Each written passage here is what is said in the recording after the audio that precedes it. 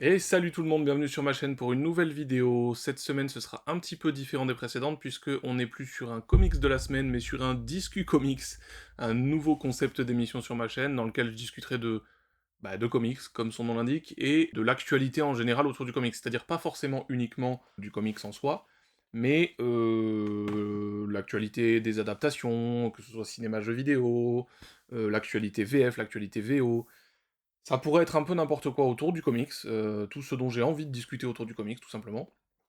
Et voilà, donc aujourd'hui, pour la première émission, il y aura 2 parties. Il y aura une première partie achat comics du mois de mars. Au départ, je comptais pas faire de vidéo achat comics, pour plein de raisons, mais il se trouve qu'en fait, c'est un bon prétexte pour parler de comics, et puis surtout, le mois de mars 2025, pour moi, il a été assez costaud. J'ai fait beaucoup de craquages, pas très raisonnables, et il y a des bouquins dont j'ai envie de parler là-dedans. Donc, je les ai pas encore lus pour certains, mais j'ai envie d'en parler. Donc du coup, eh bien on va faire ça, on va faire une première partie achat comics de mars 2025, et puis la deuxième partie, ce sera, et il y aura probablement cette partie-là sur chaque Discu Comics, en fin de vidéo à chaque fois, ce sera une partie, ma sélection à moi, une petite sélection en tout cas, pas trop gros, je veux pas dépasser les 5 livres, une sélection entre 3 et 5 bouquins, que moi je conseille d'acheter dans le mois qui vient. Donc là, en l'occurrence, ce sera pour le mois d'avril, puisqu'on est déjà début avril, mais ce sera pour le mois d'avril. Donc ce sera une sélection, comme ça, ma sélection à moi, parce que je vais pas faire toute la checklist, dans le sens où des gens le font bien mieux que moi, mais une petite sélection de ce que moi je trouve très intéressant ce mois-ci, en tout cas dans les choses que j'ai lues et que j'ai envie de conseiller. Voilà, donc ça c'était pour l'introduction. Donc ben c'est parti pour les achats du mois de mars. Il y a du lourd, il y a du très lourd dans tous les sens du terme d'ailleurs. Je vais avoir mal au bras à la fin de la vidéo, je vous le dis. Alors, on va commencer par quelque chose de prévisible, puisque j'ai déjà fait une vidéo sur les deux premiers. Le troisième tome de The One Hand and the Six Fingers, par toujours Ramvi, Dan Waters, Laurence Campbell et Sumit Kumar. On est au troisième bouquin. J'espère, comme je disais, je vous montre quelques trucs. Ah oui, petite précision, que j'ai pas dit dans l'intro, j'ai oublié. Ce format-là, il se fera avec très peu de montage. Mon but, c'est vraiment de faire un truc tranquille, posé, je discute avec vous, et puis voilà. Donc s'il y a des petites hésitations, des petits trucs comme ça, ne m'en voulez pas. Surtout que c'est la première, donc je vais faire au mieux, et on va essayer de faire ça tranquille.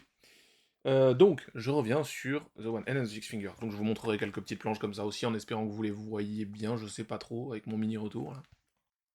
Donc, One Hand and Six Fingers, comme je disais dans la vidéo où j'ai traité les deux premiers tomes, j'attends toujours de voir où ça va. J'ai beaucoup aimé les deux premiers, j'attends de voir où ça va, j'espère que je serai pas déçu par la suite. On m'a dit dans les commentaires que, a priori, c'était très chouette la suite aussi, donc bah écoutez, il me tarde de lire ça, donc ça, ce sera lu assez vite.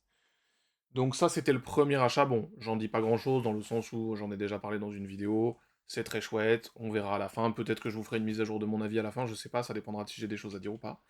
Donc ça, c'était le premier achat. Alors, je sais pas trop où poser les trucs, donc hein, m'en veuillez pas si je mets du temps des fois. On part encore sur de l'indé avec Criminal, première intégrale de chez Delcourt.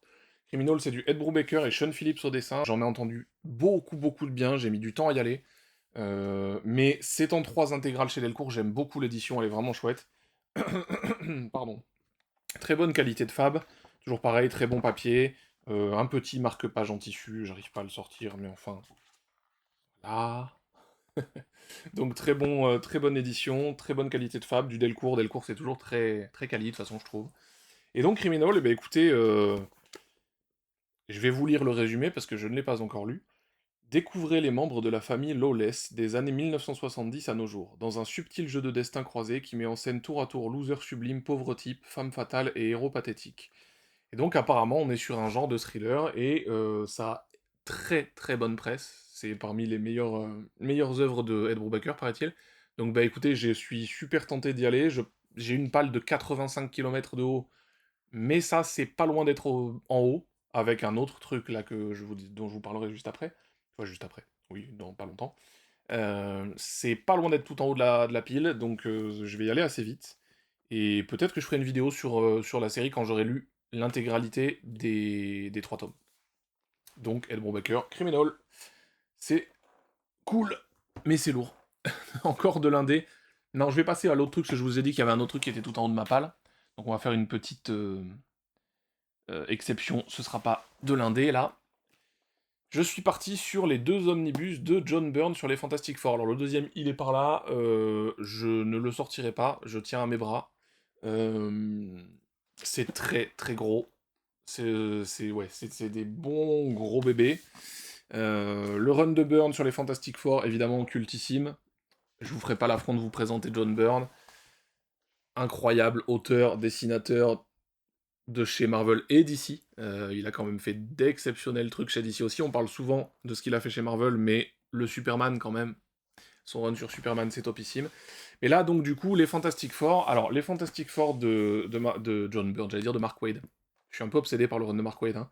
Euh, donc le Fantastic Four de John Byrne, cultissime. J'ai lu des tout petites choses, quelques numéros par-ci par-là, il y a longtemps, mais j'étais pas dans une période où j'avais très envie de Marvel déjà, on va pas se mentir. Faut savoir que je suis un gros fan de DC, moi à la base, plus que de Marvel, et il y a eu une longue période où je lisais très peu de Marvel. Donc j'ai plein de choses à rattraper, et c'est chouette. C'est chouette de pas savoir en fait, parce qu'on a plein de choses à apprendre et à lire. Donc c'est super. Bref, et donc le run de John Byrne, j'avais lu quelques petits numéros, mais j'étais pas dans une époque Marvel, et j'étais pas non plus dans une époque où j'avais envie de lire de l'ancien en fait. Donc ça s'était pas très bien passé, on va dire. Pourtant j'aime beaucoup John Byrne, mais voilà. Et il se trouve que donc il y a quelques temps, comme je vous disais dans la vidéo sur les Fantastic Four de North, eh bien je me suis mis à lire les Fantastic Four. Il faut dire que j'avais des a priori un petit peu négatifs sur les Fantastic Four. Ils étaient complètement débiles, ces a priori d'ailleurs. Et du coup, j'ai redécouvert il y a pas longtemps, j'ai lu le run de Wade, le run de Millar, le run de Hickman, tout ça en omnibus évidemment. Oui, parce que j'aime bien les omnibus, au cas où vous l'ayez pas compris. Le Histoire d'une vie de Mark Russell, que j'ai adoré aussi. J'ai vraiment adoré, je l'ai même préféré au Spider-Man Histoire d'une vie, pour tout vous dire. J'ai adoré, il est là-haut. Vous le voyez pas, mais il est, voilà. Je vous le montrerai un de ces quatre, je pense que j'en parlerai. Pardon, j'ai la voix qui part un peu. Et donc Fantastic Four de Byrne, eh bien, écoutez, je vais y aller. Je vais y aller avec un plaisir non négligeable, je pense, sachant que... Alors, je vais vous montrer des trucs, mais j'ai peur avec les omnibus, je suis maniaque moi, donc je sais pas si vous voyez bien. C'est trop beau, c'est du John Byrne, c'est sublimissime. Ouais, ouais, c'est magnifique. C'est magnifique, mais je veux pas trop vous en montrer non plus, parce que, bon, enfin, oui, remarquez, je pense que là, le spoil est quand même difficile sur un truc qui a quand même quelques années maintenant. Mais bref, donc ouais, John Byrne sur Fantastic Four, j'en ai entendu tellement de bien que bah, j'ai vraiment envie d'aller dessus. Et en plus, John Byrne, il fait quasiment tout sur ce run, c'est-à-dire qu'il dessine, il écrit, il encre, c'est un fou, c'est une machine. Euh, Ça, comme je vous disais, c'est avec Criminal tout en haut de la liste. Je finis ce que je suis en train de lire et j'y vais, je pense. Voilà, donc ça c'était pour le deuxième gros morceau. 2 omnibus, c'est costaud, hein. En plus, c'est pas un run qui se lit vite, a priori, donc ça va me prendre un petit peu de temps, je pense. Ensuite, il y a eu du Spectregraph par James Tynion The Force et Christian Ward. Alors, on est sur de l'horrifique, apparemment. Pour ceux qui savent pas, James Tynion The Force, c'est l'auteur de Nice House on the Lake. Je parle de celui-là parce qu'il est très connu, mais bon, il a évidemment fait plein de choses. Il a fait du Batman. C'est pas le Batman le plus apprécié. Moi, j'ai bien aimé. Mais bon, je sais que c'est pas le Batman le plus apprécié. Et il est un peu abonné à l'horreur ces derniers temps, et moi je suis pas un immense fan des récits indés d'horreur, mais quand c'est bien écrit et bien illustré, j'y vais. Surtout que là, ça a plutôt bonne presse, et que Christian Ward, je vais vous montrer quelques pages, c'est pas dégueu du tout. Bon, alors c'est un petit peu particulier, hein, mais c'est pas dégueu du tout. Et moi j'aime bien l'écriture de James Tynion of Force, donc alors pas forcément toujours, il est pas toujours au top du top, mais moi j'aime bien. Et bah, du coup, je vais y aller assez vite aussi dessus. Je pense que ça se lira assez vite. On va voir. J'en ai un poil marre de l'horrifique, encore une fois, parce qu'il y en a beaucoup en ce moment en indé, mais bon, ça a l'air pas mal. Ça a l'air pas mal.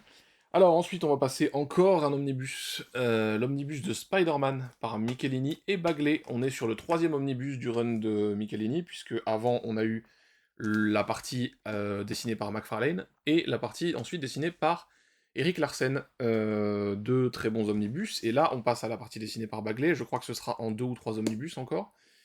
Et on aura fini le run de Michelini normalement. Excellent run de Spider-Man. Alors là, il est sous blister, donc je vais pas pouvoir vous montrer des pages. Je vous en mettrai peut-être si j'ai le temps de faire le montage. Désolé si j'ai pas eu le temps. Bon, après, le Spider-Man de Bagley, il est quand même assez connu. Après, Bagley, il a redessiné du Spider-Man sur l'ère Ultimate Spider-Man avec Bendis. Et bon, bah, c'est un dessinateur très apprécié sur Spider-Man, hein, clairement. Donc on verra, je l'ai pas encore lu cette partie-là. On va voir, mais je pense que je vais kiffer. En même temps, c'est Spider-Man. Spider-Man, c'est la vie. Moins que les mutants, mais c'est la vie quand même.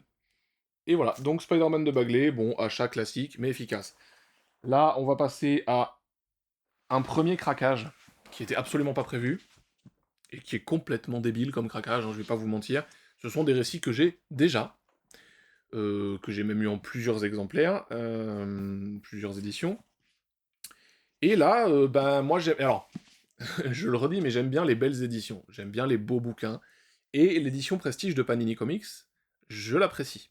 J'aime beaucoup, pour ceux qui savent pas, l'édition Prestige de Panini Comics, c'est cette édition-là avec dos toilé, du papier mat, un grand format, et c'est vraiment une jolie édition, j'aime beaucoup. Elle a une belle gueule dans la collection, celle-là.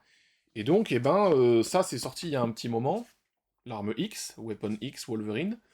Pour ceux qui savent pas, c'est un récit cultissime sur les origines du squelette en adamantium de Wolverine. C'est du Barry Windsor Smith et bah c'est oui, c'est cultissime quoi. C'est cultissime à juste titre. C'est vraiment excellent. Et là, Panini a ressorti donc Weapon X en édition Prestige en noir et blanc. Et je crois qu'on est les seuls à l'avoir en noir et blanc, si je dis pas de bêtises. Donc bon, du Barry Windsor Smith, du noir et blanc, une belle édition. La victime que je suis ne pouvait pas ne pas y aller. Donc ben voilà, j'y suis allé. Alors, avec le noir et blanc et Barry Windsor Smith, je suis pas sûr qu'à la caméra vous voyez bien, mais c'est magnifique. C'est blindé de détails. Alors après, en noir et blanc, forcément, c'est un peu plus compliqué parfois de voir les détails. On voit bien, là, je sais pas, désolé hein, si on voit pas bien, mais... Et du coup, ouais, bon, bah, l'arme X, Barry Windsor Smith, récicule sur l'origine de l'adamantium dans le corps de Wolverine. Toutes les expériences qu'on a fait sur lui, tout ça, tout ça. Exceptionnel récit, ça, on le remet pas en question. En revanche, la nécessité d'avoir dans ma collection une deuxième ou troisième fois Weapon X, juste parce que c'est en noir et blanc et en prestige, ouais, si, c'était nécessaire en fait. Hein, je suis un fanboy, hein, donc il faut pas chercher. Donc voilà, encore du n'importe quoi, j'ai déjà Born Again, Daredevil Born Again par Frank Miller et David Mazzucchelli. Euh, Cultissime ça aussi, je vais dire beaucoup cultissime parce qu'encore une fois, tout ce que j'ai acheté là, j'avoue qu'il y a beaucoup de culte. Born Again, c'est un des récits fondateurs du Daredevil moderne. C'est du Frank Miller, avec tout ce que ça comporte d'écriture particulière, on va dire. Moi j'adore. Alors j'adore pas Frank Miller, je vais pas vous mentir, je fais partie des rares personnes qui n'aiment pas le Batman de Frank Miller. Ne m'insultez pas, ne me crachez pas dessus. Je n'aime pas le Batman de Frank Miller, mais le Daredevil de Frank Miller, j'aime beaucoup. Une histoire avec Wilson Fisk au centre. Wilson Fisk, il est souvent au centre des histoires avec Daredevil, on va pas se mentir. Et un Matt Murdock qui est vraiment accablé, qui est mis plus bactère, là aussi comme souvent. Karen Page aussi, elle est sacrément abîmée dans ce run. Il faut dire que l'écriture des personnages féminins par, Frank Miller, c'est particulier. Je sais plus si je vous ai montré des trucs de Born Again, mais bon, voilà, il y a plein de choses intéressantes, c'est très beau aussi. Oui, il écrit les personnages féminins de façon un petit peu particulière. On aime ou on n'aime pas, aujourd'hui c'est un peu compliqué pour certains, j'imagine. Mais faut remettre dans le contexte, et puis surtout, bah, c'est extrêmement bien écrit. Le personnage de Daredevil, enfin de Matt Murdock, est hyper intéressant. Le Caïd, ça fait partie des récits où je trouve qu'il est le plus impressionnant, le plus terrifiant. Donc vraiment, Born Again, j'adore. Maintenant, encore une fois, je l'avais déjà. Mais bon, l'édition Prestige, c'est beau quand même, hein. Avouez que c'est beau. Grand format et tout. Non, quand même. Messieurs, dames, quand même. Donc, j'ai encore une fois craqué, catastrophique. Mais bon, je précise, ce mois de mars est effectivement un énorme craquage parce que je sais qu'en avril et en mai, j'ai un peu moins de choses à prendre, moi. Donc voilà, suivant craquage, là aussi, absolument n'importe quoi. C'était pas prévu, mais j'ai pris les 5 tomes de The Darkness de chez Delcourt, là aussi. The Darkness, qu'est-ce que c'est? The Darkness, c'est une co-création Garcenis-Marc Silvestri, pardon. Je vais prendre le tome 1 pour vous montrer quelques... Je vais prendre le tome 1 pour vous montrer quelques pages. Une co-création Ennis Silvestri. Et c'était sous l'ère Topco, un label chez Image Comics, dans les années 90. Avec quand même pas mal de beaux noms, il y a eu du Silvestri, du Michael Turner, du Paul Jenkins, qu'est-ce qu'il y a eu d'autre? Il y a eu du Scott Lobdell aussi qui est passé sur l'écriture, c'est vrai, il y a eu du David Finch, bien sûr, du David Finch, et puis bah, Garcenis, Marc Silvestri, Michael Turner, je l'ai déjà dit, je crois. Donc voilà, donc que des beaux noms. The Darkness, c'est quoi? C'est du années 90 pur jus. Je vais vous montrer ça un petit peu. On est sur un récit très edgy, très noir, très sombre, c'est violent, c'est sexy, évidemment c'est du années 90, donc là c'est pareil, hein, en termes de représentation des personnages féminins, c'est les années 90. Oui voilà, je vais pas vous montrer ça parce que là je vais me faire strike, mais c'est des années 90. Alors après moi j'aime beaucoup parce que c'est très blockbuster, c'est plutôt bien écrit, parce que bon quand même, Garcenis quoi, même si c'était... c'est pas forcément le Garcenis de Preacher ou de Punisher. Et là, je sais pas si vous le voyez d'ailleurs, le Punisher, oui, je pense. Et donc voilà, mais c'est du bon Garcenis quand même. C'est très blockbuster, c'est violent, c'est edgy, c'est sexy, c'est très beau, parce qu'il y a eu encore une fois des sacrés dessinateurs, du Silvestri, du Turner. Bon, voilà, il y a quand même... je vais vous en montrer un petit peu plus quand même, parce que c'est joli. Ah oui, et du coup, ben, je vais peut-être vous dire de quoi ça parle aussi. The Darkness, ça parle de Jackie Estacado, qui est l'enfant d'une famille de mafieux, pour dire ça vaguement, et qui est un tueur, et qui tombe sur... Enfin, qui tombe sur un espèce d'artefact qui s'appelle le Darkness, et le Darkness lui donne des pouvoirs, c'est comme un parasite, Jackie Estacado est son hôte, mais évidemment, avec ses pouvoirs viennent des gros point négatif, on va dire, pour ne pas en dire plus, et c'est super intéressant, c'est très sympa à lire, moi j'aime beaucoup.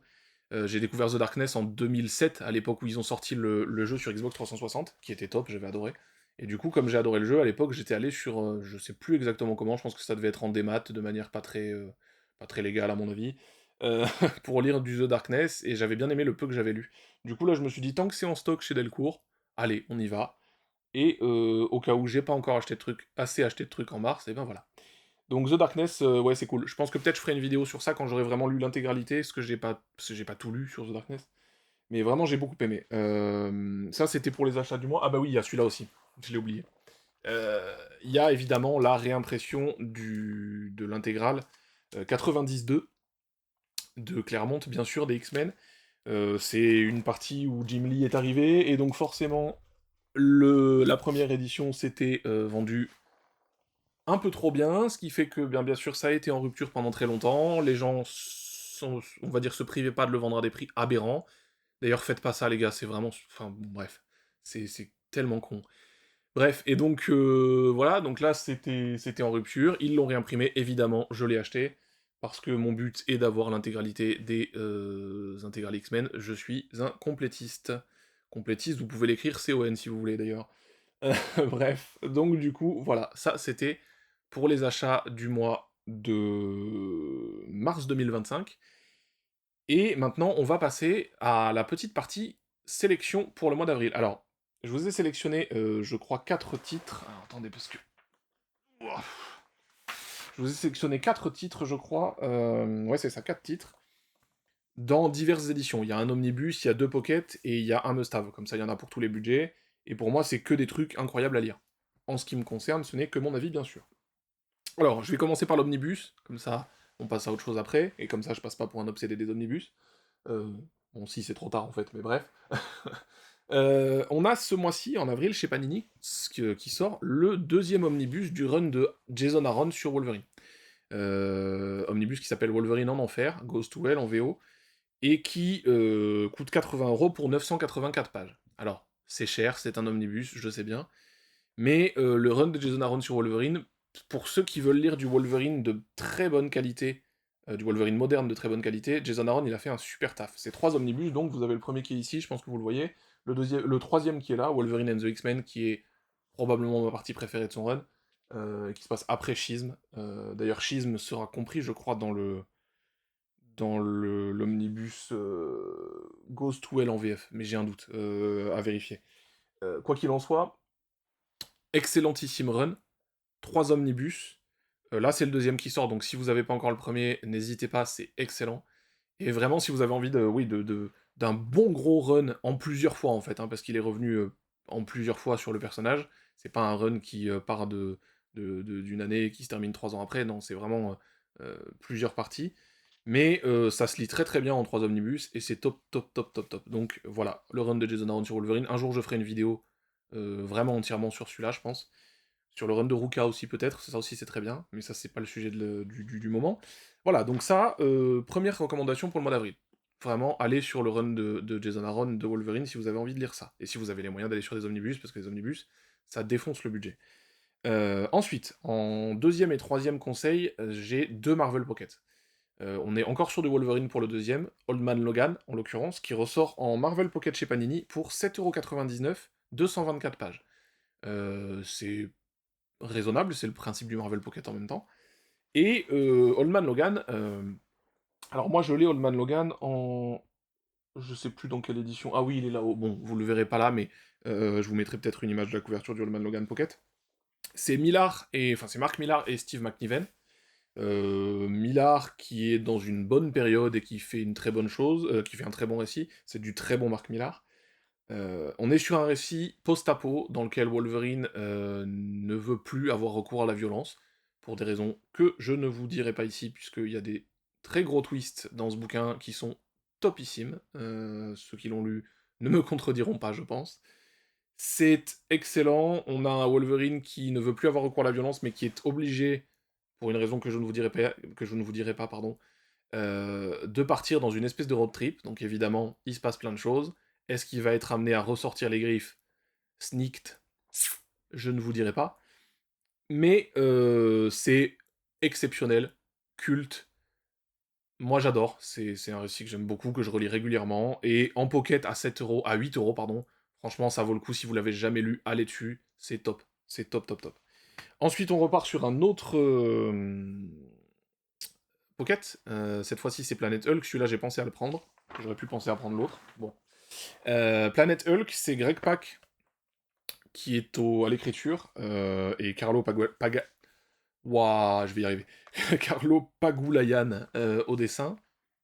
C'est là aussi culte. Moi, c'est mon premier contact avec une série entièrement sur Hulk. Évidemment, en dehors de ses apparitions dans d'autres séries et dans des équipes, genre les Avengers. Là, c'est entièrement centré sur Hulk et sur la balafre verte. La balafre verte, c'est ce Hulk-là, puisque vous savez qu'il y a plusieurs Hulk différents dans le corps de Banner. Et ça, c'est la balafre verte. L'un des plus forts physiquement. Et c'est beau, j'avais oublié. Je vais vous montrer quelques pages, c'est vraiment très très beau. Encore une fois, j'espère que vous voyez bien. C'est hyper original. On a un Hulk comme on n'en a jamais vu avant. En tout cas, moi je connaissais mal Hulk encore une fois, et je le connais toujours mal d'ailleurs, hein. Je vous en ai un petit peu parlé dans la vidéo sur Immortal Hulk. Mais c'est vraiment, vraiment topissime Planet Hulk. C'est épique, c'est spectaculaire, c'est du gros blockbuster, mais c'est du blockbuster qui raconte vraiment quelque chose. Il y a vraiment un très bon développement du personnage de Hulk, et aussi un petit peu des Avengers quelque part, puisque en fait... très rapidement, ce que ça raconte, c'est que Hulk a été exilé de la Terre par les Avengers parce qu'ils le jugeaient trop dangereux. Et donc ils ont voulu l'envoyer sur une planète où il aurait pu vivre une vie heureuse, mais sans mettre en danger la Terre. Il se passe ce qui se passe, il atterrit pas sur la planète où il était censé atterrir, et eh bien il tombe sur une planète qui est sous le joug d'un tyran.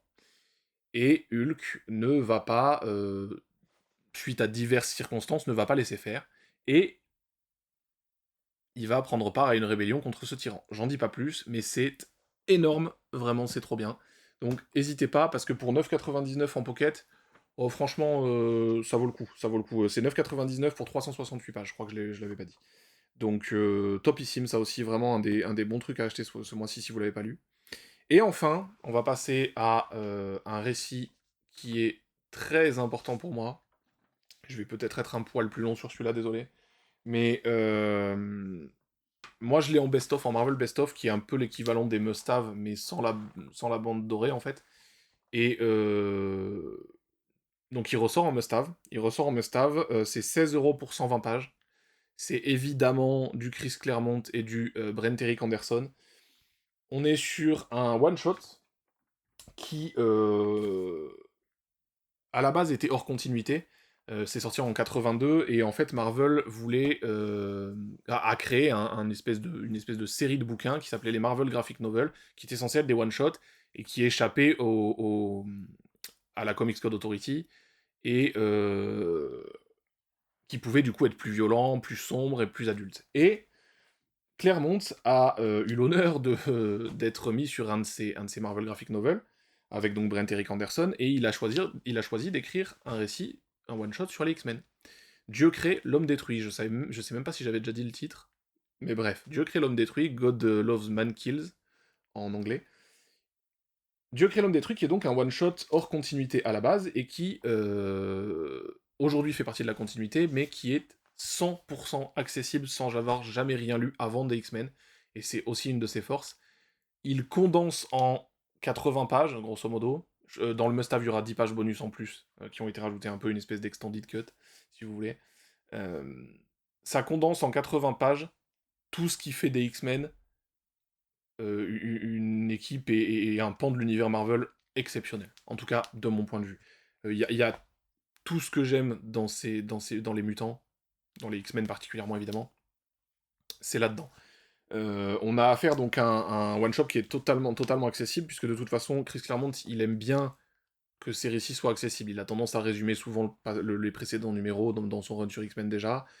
Et ici, il a juste pondu un chef-d'œuvre. Ah, oui, j'emploie les grands mots tout de suite. C'est un chef-d'œuvre, un des meilleurs récits sur les mutants de toute l'histoire de Marvel en ce qui me concerne. C'est vraiment un avis que je suis pas le seul à avoir, hein, mais vraiment, exceptionnel. Et donc ça ressort en must-have chez Panini. Alors, je vais vous dire rapidement ce que ça raconte. On a donc une équipe réduite de X-Men, ils sont tous là. Colossus, Kitty, Cyclope, Storm, Diablo, et je crois que... Et Wolverine, bien sûr. Oh mon dieu, j'allais oublier. Wolverine, quand même. Ça aurait mérité une baffe. On a cette équipe réduite de X-Men, évidemment Charles Xavier, qui sont confrontés au révérend William Stryker. William Stryker qui est à la tête d'une église un peu particulière et qui estime que les mutants sont contre nature et ne sont pas des créations de Dieu. Donc, il crée une task force, une équipe, pour traquer et tuer les mutants, abattre les mutants. Ce qui donne lieu d'ailleurs à une introduction, les premières pages, mais je pense que j'ai rarement pris une claque pareille dès le début d'un bouquin. C'est glaçant, c'est impactant, et tout de suite, ça met immédiatement le thème principal des X-Men, à savoir la discrimination, le racisme et la différence. Immédiatement, ça le met devant les yeux du lecteur de manière choquante. Et ça marche, mais mon dieu que ça marche tellement bien. Je vous ai même pas montré de page, mais je veux pas trop en montrer parce que c'est un récit un peu court et ce serait dommage d'en montrer trop. Bon voilà, grosso modo, hein, le style de dessin. Le début, je vous en parlerai pas plus que ça parce que vraiment c'est tellement, tellement impactant à la lecture. Oula, j'ai failli y aller, hein. J'ai failli vous le montrer. Bref, c'est exceptionnel. On est sur du très très grand Clermont. Alors moi je suis un fanboy de Clermont, donc prenez pas mon avis pour argent comptant, mais enfin, je suis loin d'être seul à le dire. C'est vraiment cultissime et, encore une fois, très accessible. Ce qui est bien parce que on sait tous que la continuité mutante chez Marvel, c'est compliqué. Je suis un fan absolu des mutants, mais je reconnais que pour suivre la continuité mutante, c'est compliqué. Il y a plein de séries, X-Men, Uncanny X-Men, X-Factor, Excalibur, New Mutants et j'en passe. Du coup, forcément, c'est pas évident. Mais là, avec ça, c'est vraiment nickel. Vous avez rien besoin de lire avant, rien besoin de lire après. Ça se tient, ça comprend tout ce qui fait des X-Men une équipe incroyable, et bah, c'est topissime, c'est cultissime, c'est incroyable, j'ai pas assez de superlatifs encore une fois, c'est fabuleux. Clermont est un génie, je le dis et je le répète, et vraiment là, c'est topissime. Donc voilà, donc ça c'était pour mes 4 petits conseils du mois d'avril, donc si vous hésitez à aller dessus, suivant votre budget, ben voilà, vous avez un peu de tout. Voilà, voilà, merci à vous de m'avoir suivi aujourd'hui, n'hésitez pas à mettre un petit pouce bleu, à vous abonner, à commenter, je lis et je réponds aux commentaires, ça fait toujours plaisir, et puis ça aide un peu la chaîne à avancer, donc c'est chouette. Donc merci à vous, j'espère que ce nouveau concept d'émission vous aura plu, il y en aura d'autres, plus tard, sur d'autres sujets. Et puis, ben, on se donne rendez-vous la semaine prochaine, soit pour un comics de la semaine, soit pour une vidéo X-Men que je suis en train de préparer, et que je n'ai pas fini d'écrire, donc on verra si elle est prête d'ici la semaine prochaine. Voilà, allez, à bientôt, merci beaucoup.